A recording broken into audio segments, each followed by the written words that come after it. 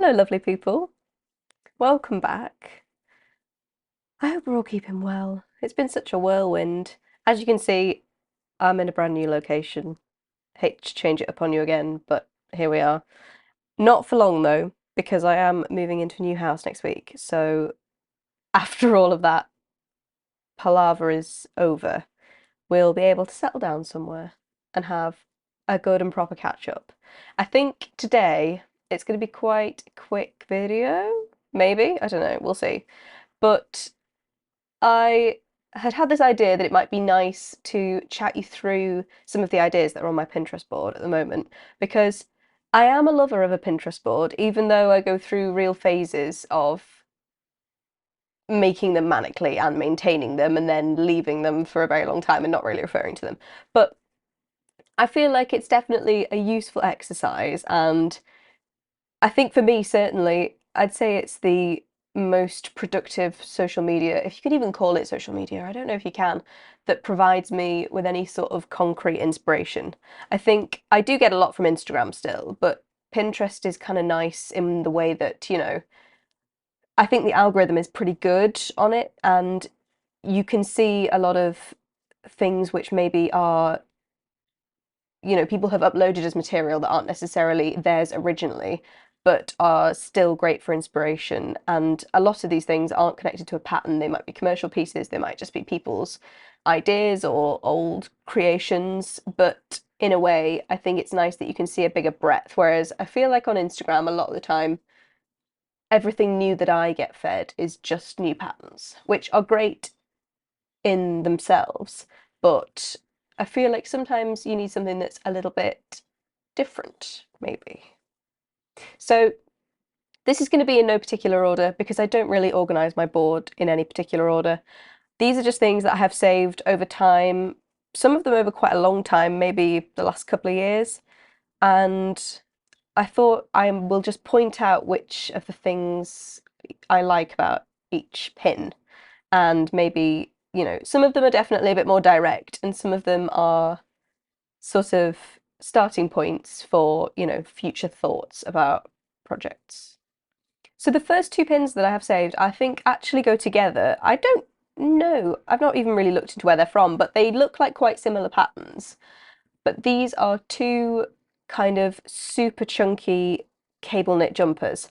And I am not a super chunky fan in the general way, like a lot of people, I think. But where I think it really comes into its own is with great textured cable patterns like these have. I feel like when they're done really well in a super chunky yarn, they can look fab. And I feel like that's the kind of perfect situation for that yarn type, rather than some of the more generic super chunky jumpers that we see a lot of the time. I feel like with both of these, my favourite thing was the way that they had used, I don't know what it is, some kind of intarsia or duplicate stitch, or the way that they've worked multiple colours into each of the cables is very, very clever.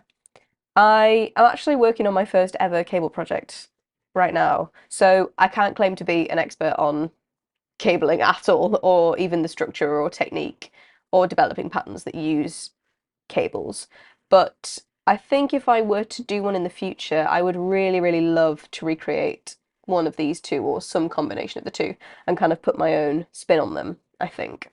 Now, the next pin is one which I feel like I've definitely spoken about in the past because it's a project which is currently on my Ravelry queue and I will be starting in the next few months, 2 months, 3 months, year.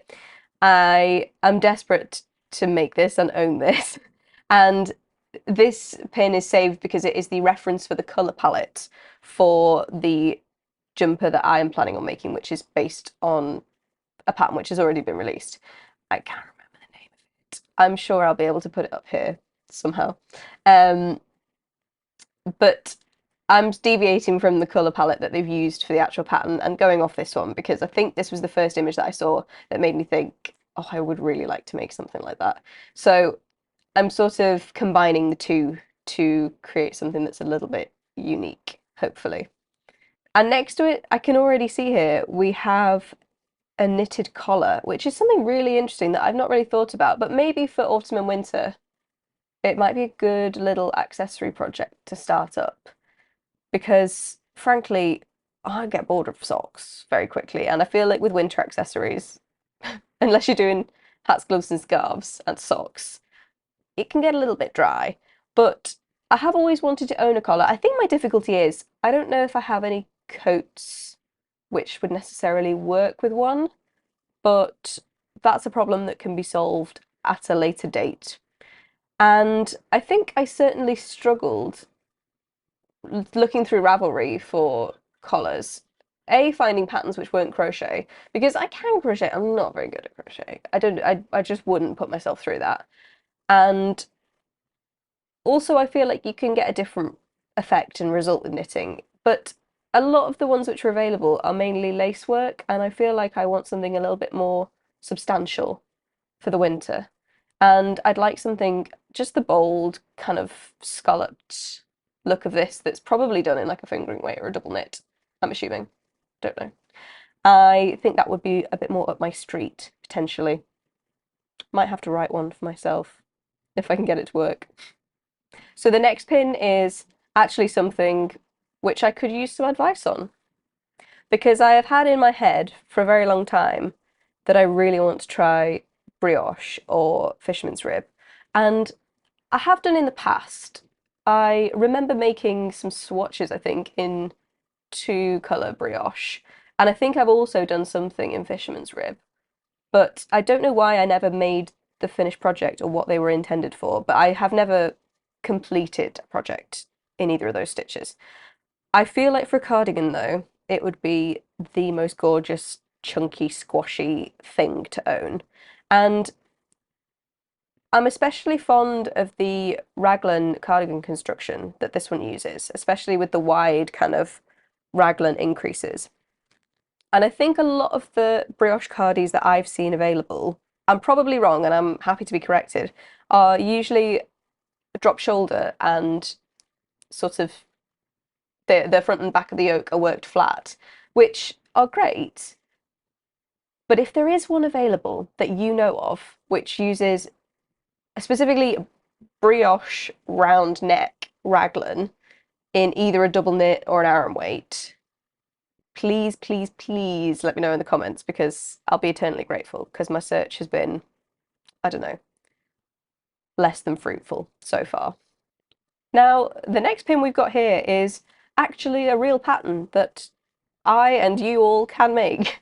So I think I had this saved. I don't know why. Usually I put patterns on my queue, but I think maybe this was one that I'd pinned a long time ago and it hadn't really worked into the chronology of my projects yet. So maybe that's why it wasn't on the Ravelry queue. But this is the Apple Scarf by Studio Clara, and I believe the designer has now released a pear scarf as well, which I also like. I'd almost like to combine the two if I wish to do it. I don't know if that'd be possible. But this is a double knit, not weight. I don't actually know what weight it is, but worked in double knitting. Normal, just medium rectangular scarf with the apple motif going from kind of core to whole apple, which I just think is really, really cool. Almost like a film strip, I think. But if I get time this year, I think I'll definitely add it to the queue. It's the sort of thing that really calls for having good oddments, I think, to have an excuse to use up. So if I end up with any oddments in red and cream or whatever colours I choose, I think that would be a really, really good excuse to use them. Now, this one here is actually just a sample, and I think the only reason I'd saved this was that I loved the idea of using two different gradient yarns in different colorways to work a two-color colorwork project. That's a real mouthful. But it was something that I hadn't really thought of before, and I think it just looks so effective in the yarns that they've chosen for this, that it's the sort of thing I can imagine on a jumper or something like that. It's specifically is it called anemone? Anemone, oh my God, sweater by Knitting for Olive. I can speak. I'll have to check that because I can't quite remember. But I think this pattern with the small flowers definitely reminds me of that. And if there were any kind of sock yarn scraps even I think they'd be a really good call for this. But I just love the way that the each color obviously has its own gradient and color pattern, and they kind of work to interlink with each other. Is that the best way of describing it? Don't know. You get my drift. Oh, and actually, the same can be said for these trousers here, which I also saved. These are fabulous. If I could knit a pair of trousers, that would be a dream come true. I think I definitely have difficulty finding flattering trousers because the knitted fabric is not necessarily the most flattering on all body types, I have found in my personal experience. However, these look wonderful. And again, I just love the fact that they are technically two colour stripes, but with two different gradient yarns so that you get kind of endless colour combinations. I feel like this would be a perfect Noro concept, actually. Thinking about it, might need to buy some Noro. I don't know what has possessed me recently, or certainly when I was making this board, but the chunky garments really were coming thick and fast. And I don't know if I've ever really been a big lover of them. I don't know why I was particularly taken by these. But to be honest, I stand by it because some of them are really, really great and they're just cool. This one is a what looks like super, super chunky moss stitch raglan jumper.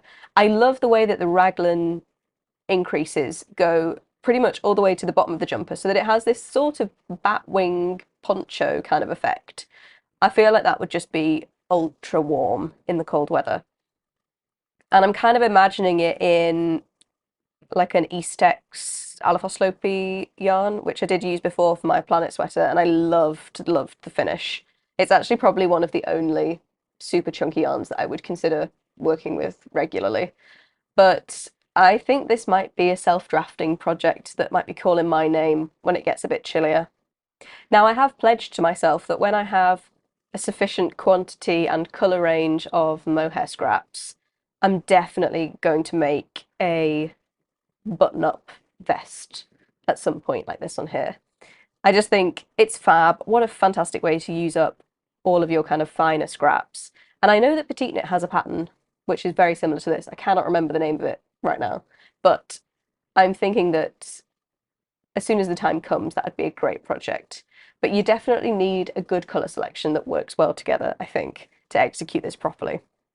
Because the one that whoever the creator or the designer is and has used here is absolutely fabulous and vibrant, and I would definitely want something like that rather than something kind of muddy and haphazard. I feel like that's really the trick with scrappy projects is curating the colour palette well. But best believe that this is on the list, possibly for 2026. And since we're in scrappy territory, I've had this skirt by Loopy Studio saved for the longest time.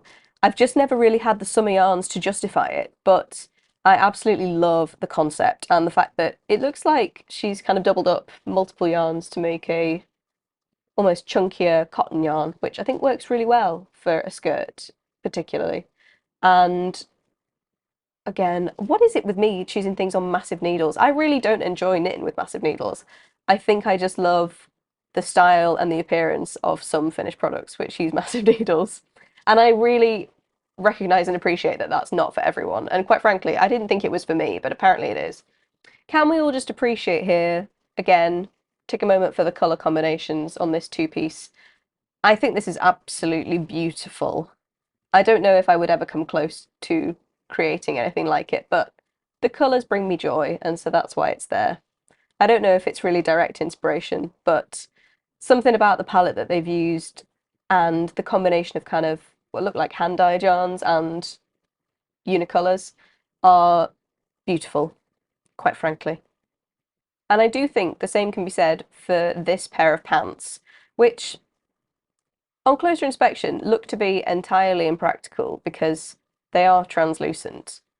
But you know, anything for the look, quite frankly. I am actually really appreciating the use of the pearl bumps to kind of break up each colour. And that's a great technique that I'm yet to try, but I'd really, really love to incorporate into something.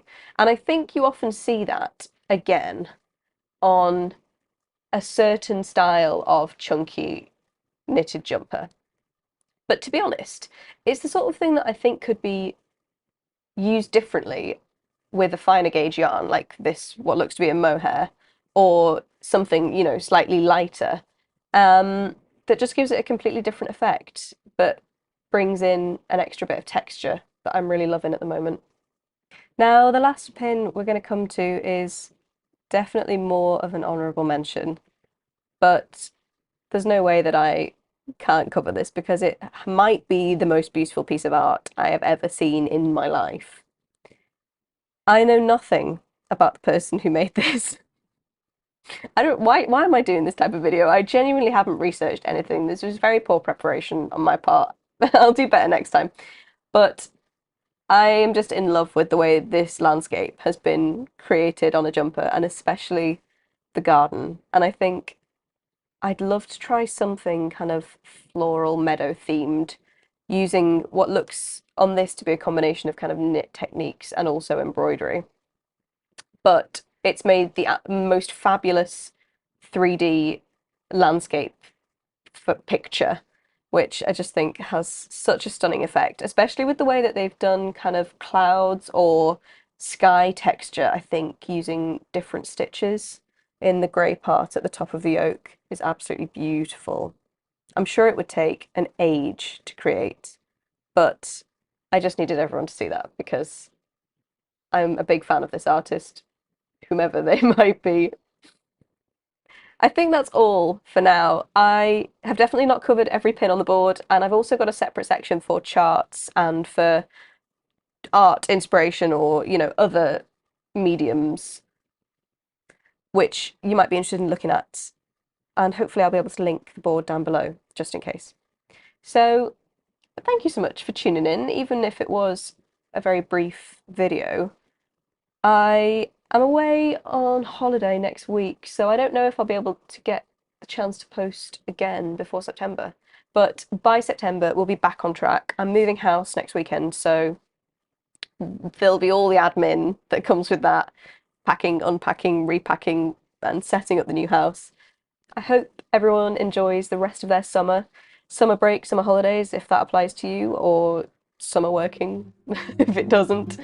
But I hope everyone's having a lovely time and you have a wonderful rest of your week. See you soon.